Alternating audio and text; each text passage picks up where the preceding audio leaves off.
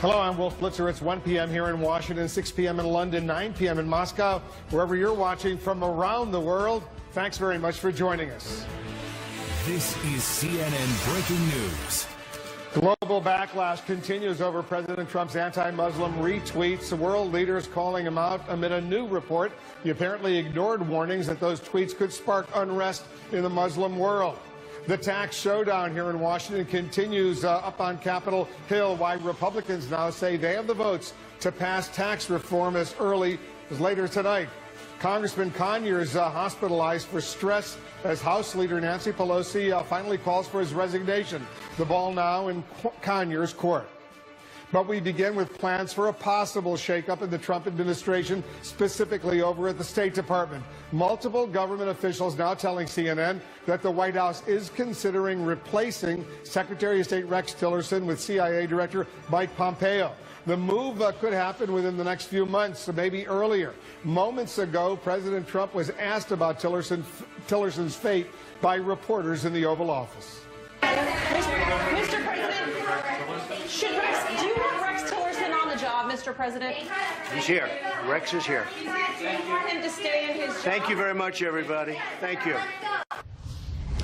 Let's bring in our senior White House correspondent, Jim Acosta. What more can you tell us about this possible shakeup and the timing?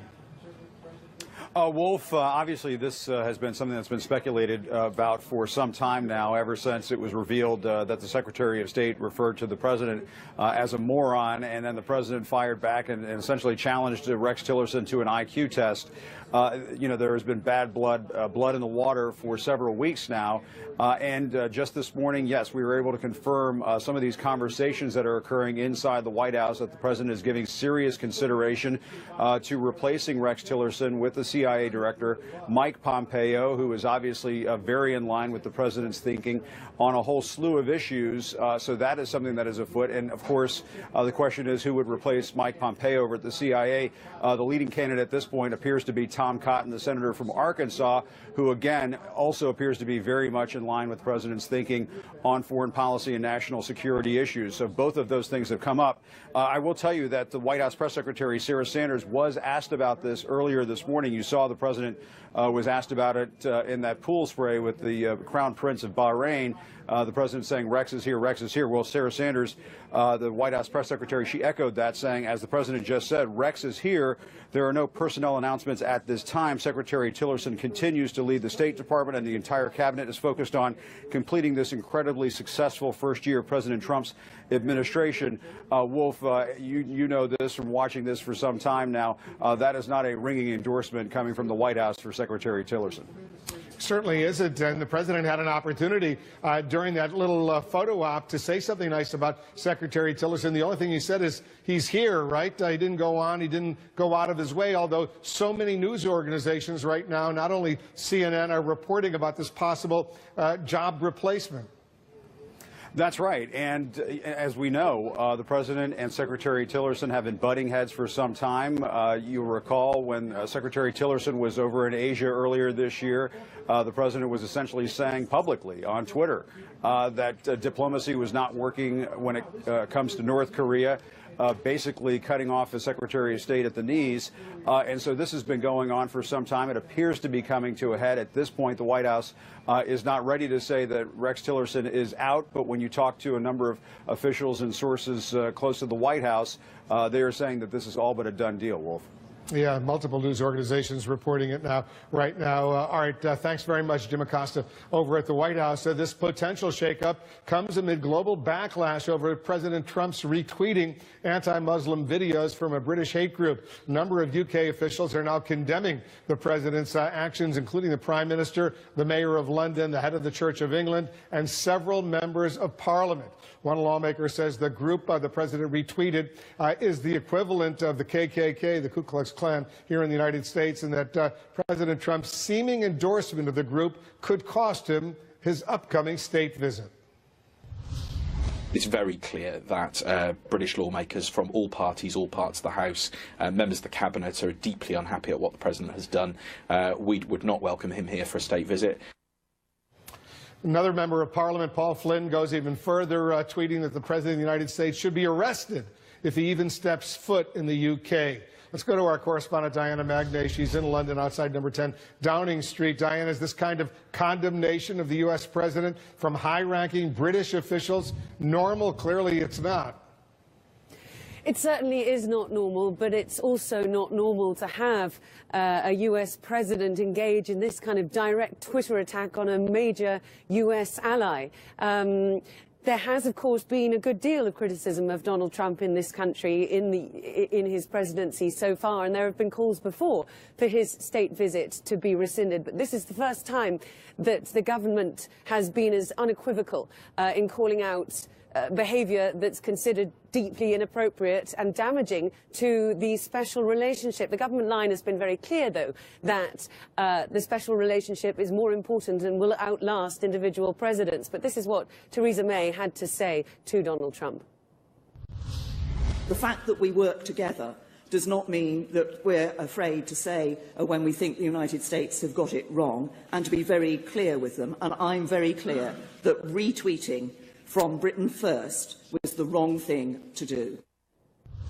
What the British Prime Minister refused to do was to rescind that state visit. She's under considerable pressure to do so, Wolf. She has been in the past, and she said the invitation has been extended, it has been accepted, no date has been fixed, but that was all she was prepared to say. But what I think is important to mention there is that it would be highly unusual, if not unprecedented, to actually revoke a state visit and might worsen diplomatic relations yet further, which is something she really wants to avoid, especially as she depends so much on the U.S. in her post-Brexit future, Wolf.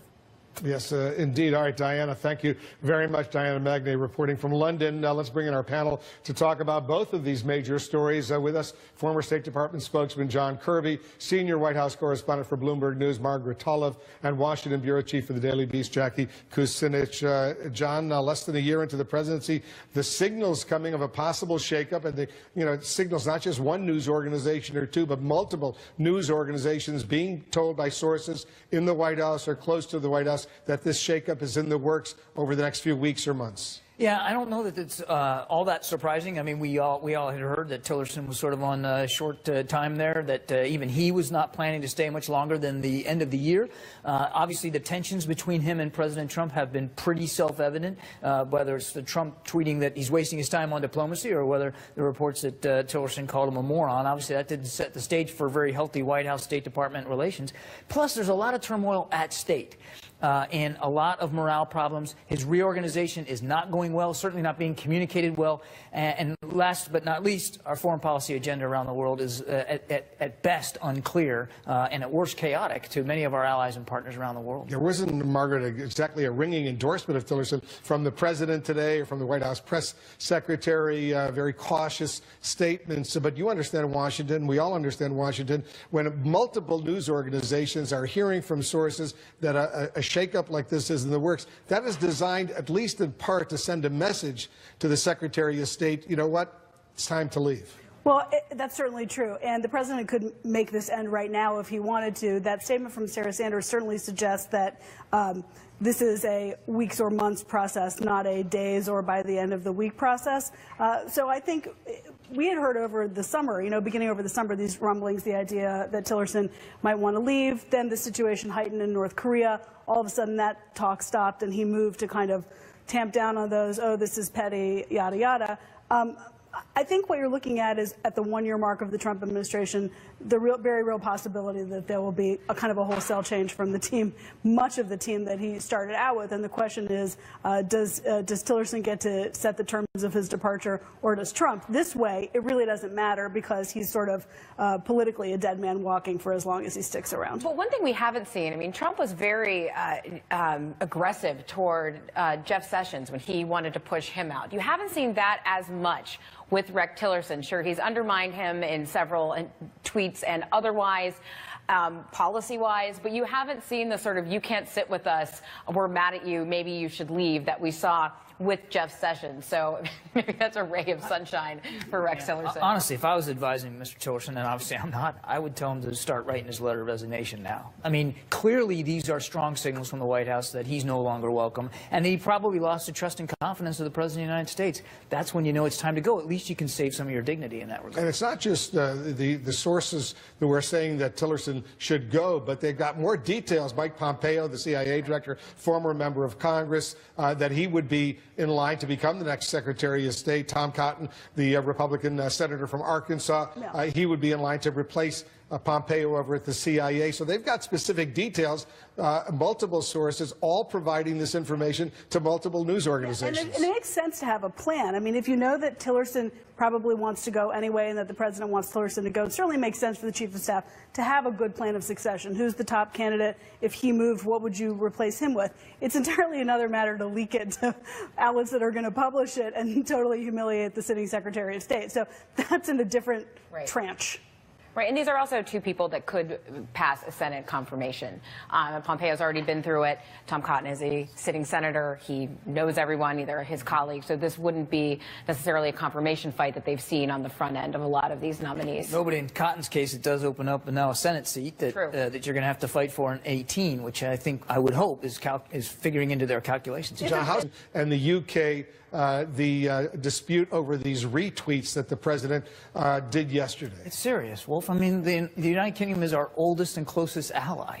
And for the Prime Minister to come out publicly like that and censure the President of the United States over something like a tweet, that's significant because of the content of those tweets. But look, it not only reinforces the ISIS narrative that this is a culture of a religious war, it not only connotes racist overtones by our president, it tells the world that we're not all that interested in being a leader anymore. I spoke to a colleague, former colleague of mine who's serving overseas in a Muslim nation about what the reaction was, and it surprised me. Her reaction was that there wasn't a lot of surprise there, and that was the saddest part, that they've sort of come to expect that the United States is retrenching from the world and that we don't really stand for anything anymore. Is there anyone in the White House who really is telling the president, you know, Mr. President, you're not a private citizen anymore, you're the president of the United States, you have to be careful what you tweet and what you retweet, and if you're retweeting videos that are questionable, maybe have the government, the National Security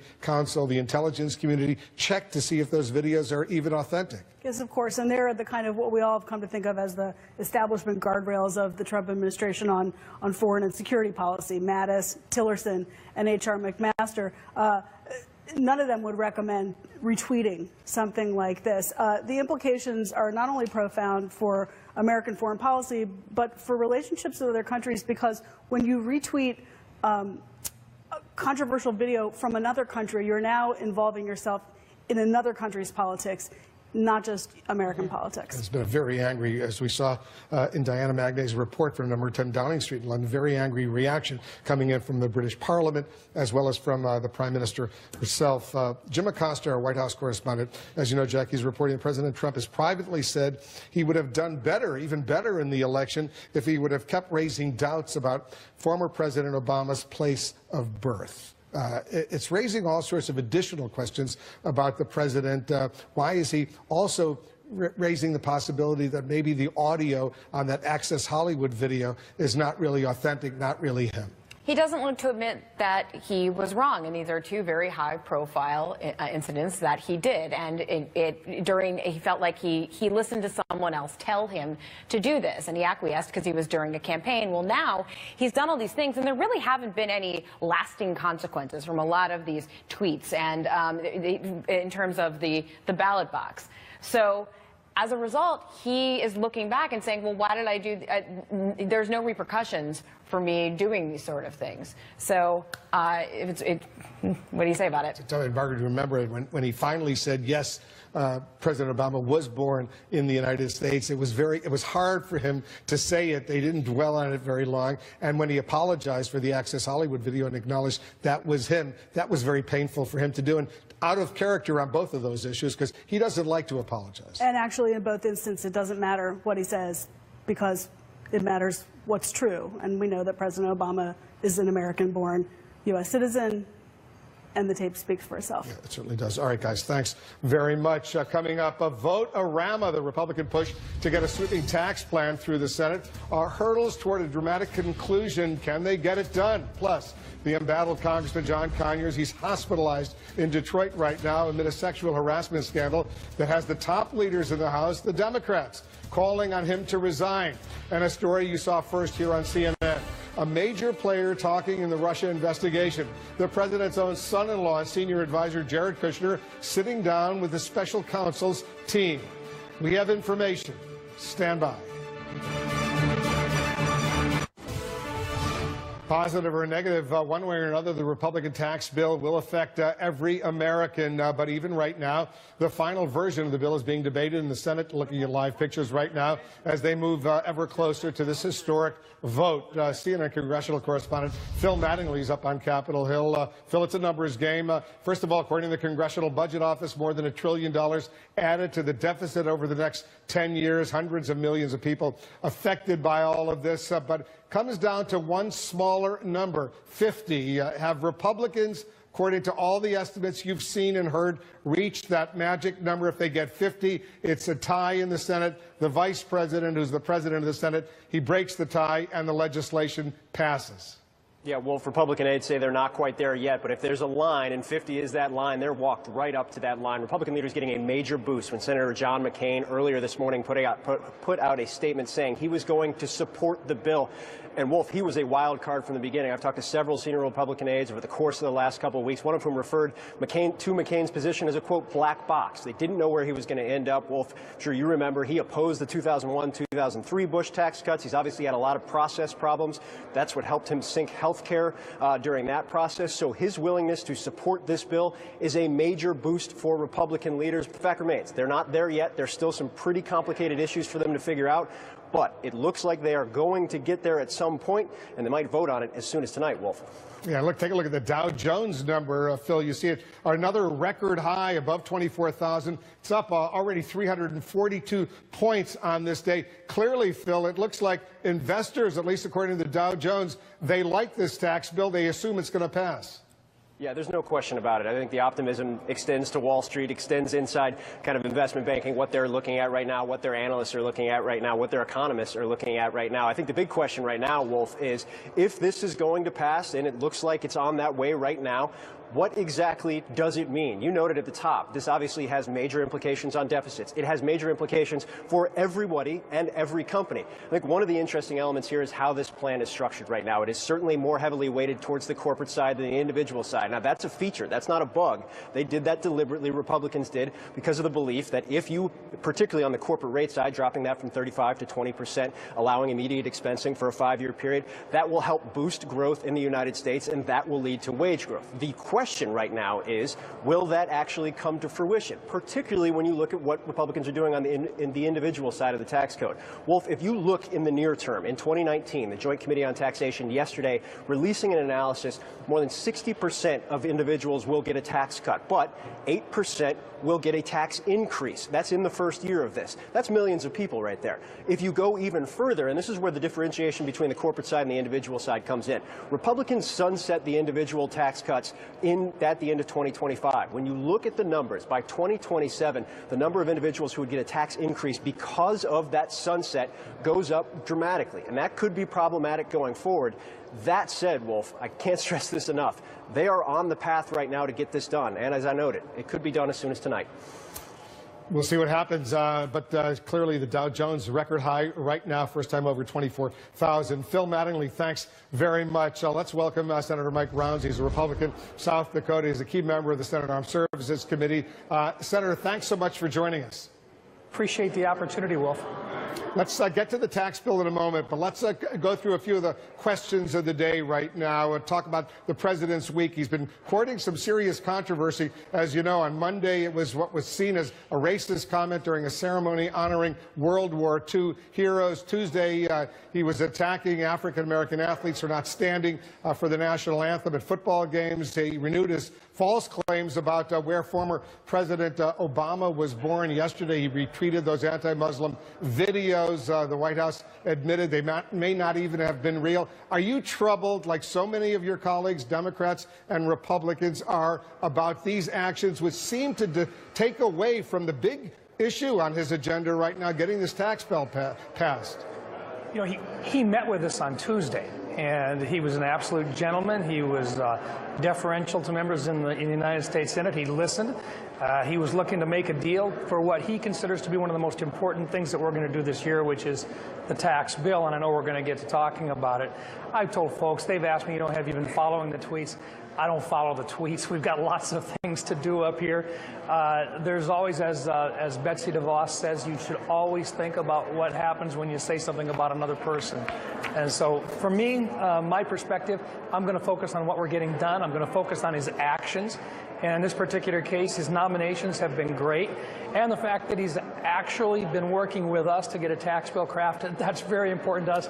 I think that's what most of the American public, in my part of the country anyway, is focused on. But, Senator, you got to admit his actions include official White House statements, and the White House itself says that these tweets are official White House statements on behalf of the president. And the latest resulted in an unusual, extraordinary criticism of the president from one of our closest allies, the British Prime Minister, Theresa May.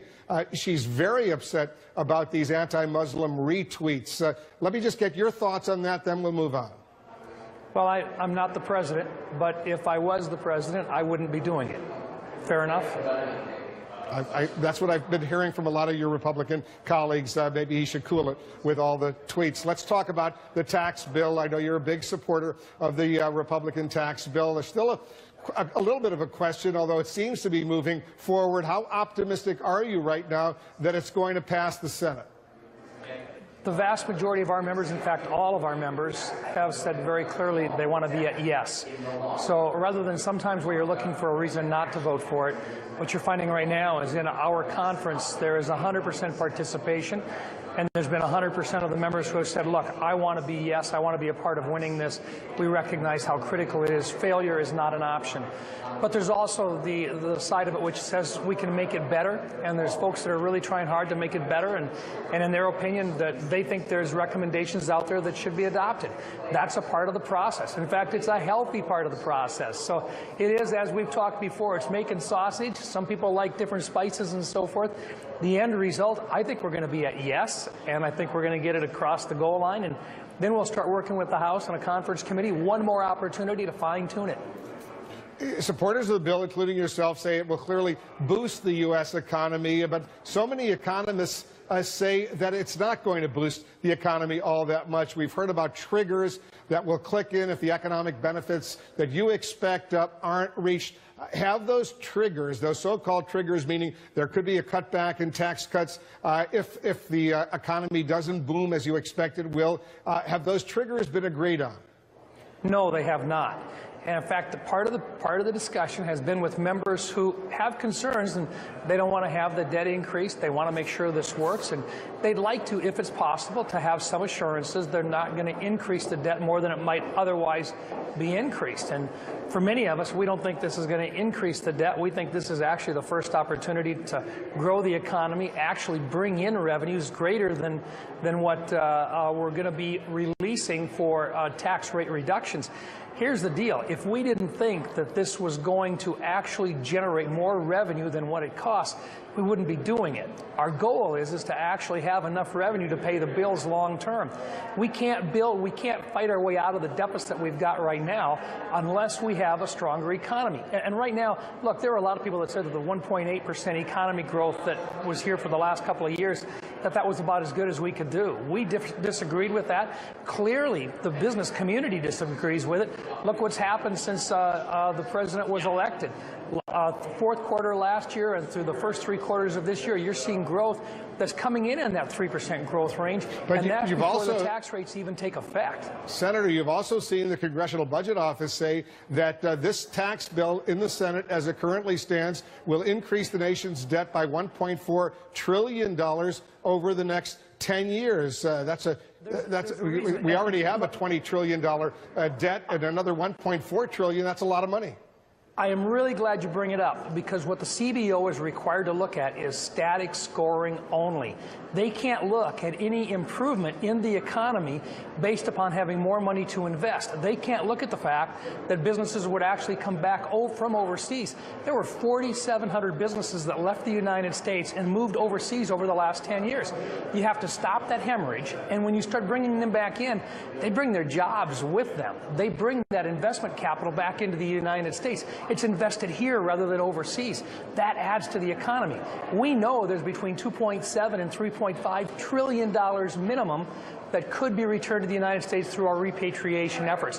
When that comes back into the United States, it's invested here. That adds to the capital necessary for improvements in salary policy. It adds to the value for plant growth. It adds for intellectual property purchases and so forth. The only way you grow the economy is literally by getting business back to business again. And when that happens, the American people will benefit from it. One final question. I know you got to run. If, in fact, your upbeat assessment of the economy, the growth of the economy, doesn't hold in 2 or 3 years, are you ready to support a trigger that would increase taxes for individuals, maybe for businesses as well? Well, what we've actually talked about is, and that's the discussion point right now, is what can we include in this for those people that do believe that that's a possibility? What can we do to assure them that something like that would be in effect? My position has been, we're legislators, we're here now, we should make decisions now based upon our best belief. We should trust future legislative bodies to be able to make good decisions as well, and not tie them into an automatic rate increase that they would have to address at that point. Allow them to make some good decisions as well. It's kind of like saying the folks that were here 10 years ago, the way that they put in a Budget Control Act and so forth, suddenly now we're all talking about the fact that it failed, and yet we're stuck with that. And if you take a look at the 1974 Budget Act, we're living with that right now, even though our deficit has continued to rise through that entire time period. If they wouldn't have done that to us, we would have been in a better position to respond to the needs today. Let's not do that to the next generation of senators. Sounds like you don't like those triggers, although some of your Republican colleagues are still pressing to include them. If we could get to 50%, if it would help us get to 50 votes, I'm willing to look at it, but I really don't think it's necessary. Senator Rounds, thanks so much for joining us. You bet. Lots at stake right now. There's more breaking news we're following. Growing calls for Democratic Congressman John Conyers to resign amid a sexual harassment scandal. And we've also been learning that he has now been hospitalized for stress. Hey, everyone. Breaking news just moments ago, the assistant Democratic leader and the highest-ranking African-American in the House, Congressman Jim Clyburn, they added their voice to the list of lawmakers who want embattled Congressman John Conyers to resign amid a sexual harassment scandal. Earlier today, we heard from both the House Speaker Paul Ryan and the House Minority Leader Nancy Pelosi on the issue. Listen to this. It's very sad. The brave women who came forward are owed justice. I pray for Congressman Conyers and his family and wish them well. However, Congressman Conyers should resign. No one should have to go through something like that, let alone here in Congress. So, yes, I think he should resign. I think he should resign immediately. We're also now learning from aides of Congressman Conyers that he is in the hospital due to stress. He's 88 years old. Democratic Congressman Dan Kildee of Michigan is joining us right now. Congressman, I know you know Congressman Conyers. He's from Michigan like you are. Where do you stand on whether or not he should resign? Well, I think Congressman Conyers should resign. No person, no matter where they work, should have to tolerate the kind of harassment that's been alleged. I took a very close look at the statements made by two individuals. No one likes to believe that a person that they've worked with and that they respect can abuse their power and harass women like this, but there can be no tolerance for it. And unfortunately, as painful as it is, I have to conclude that Congressman Conyers should resign. I want you to listen to what the Congressman attorney said just moments ago. Listen to this. It is not up to Nancy Pelosi. Nancy Pelosi did not elect the congressman, and she sure as hell won't be the one to tell the congressman to leave. That decision will be completely up to the congressman. How difficult is this for you? Because you've worked with Congressman Conyers for a long time. As I said, you're both from Michigan. How difficult is this whole issue for you and your other colleagues from Michigan? Well, it's painful. This whole issue is really painful, and it's especially painful for the victims who have now had to come forward and tell these, really difficult stories. They have to repeat the pain that they've gone through. It's painful for everyone. So there's no joy that anybody takes in this, but we just simply cannot, in Congress or on a factory floor in my home state of Michigan, tolerate the kind of abuse of power that comes with men using their position to harass women or to treat them in a way that is degrading. It's a terrible thing, but there cannot be a standard that allows this behavior to go on without really severe consequences. Congressman Kildee, thanks so much for joining us. Thank you, Wolf. Coming up, North Korea shows off its most powerful missile to date. The new video, there you see some of it featuring Kim Jong-un celebrating a so-called gift package for the United States. Plus, the former U.S. ambassador to the United Nations, Bill Richardson, he's here in the studio as the Trump administration warns North Korea has brought the world closer to war. My conversation with Ambassador Richardson, that's coming up next. As North Korea releases the first images of its latest missile launch on television, President Trump tweets insults aimed at the leader Kim Jong-un, saying the Chinese envoy who just returned from North Korea seems to have had no impact on Little Rocket Man. Hard to believe his people and the military put up with living in such horrible conditions. Russia and China condemned the launch. Under the direct supervision of Kim Jong-un, North Korea's massive Hwasong missile 15 blasted through the Earth's upper atmosphere on Wednesday, 10 times higher than the International Space Station, theoretically putting all of the United States within striking distance. Let's discuss this very dangerous situation with my next guest, the former United States ambassador to the United Nations, Bill Richardson. Ambassador Richardson, thanks very much for joining us. So how concerned are you about this escalating crisis right now? Well, I'm very concerned. The crisis has escalated again after North Korea, for about 74 days, did not shoot a missile. But what concerns me the most is the enormously rapid technological progress North Korea has made. I mean, this missile went up to close to 3,000 miles in height and could maybe reach 8,000 miles distance-wise, which is Washington, D.C. So there's good developments here, and I try to have good developments. One, it could be that North Korea has reached the pinnacle of what it perceives to be its technological nuclear capability, so maybe they're ready to negotiate. And then again, Wolf, for 74 days, they didn't shoot a missile, so maybe there was some diplomacy going on that seemed to have broken down when we put them on the terrorism list. I wouldn't have done that. What President Trump has done, and earlier administrations, including the Obama administration you served during the Obama administration, apparently didn't do as much, was squeeze China, which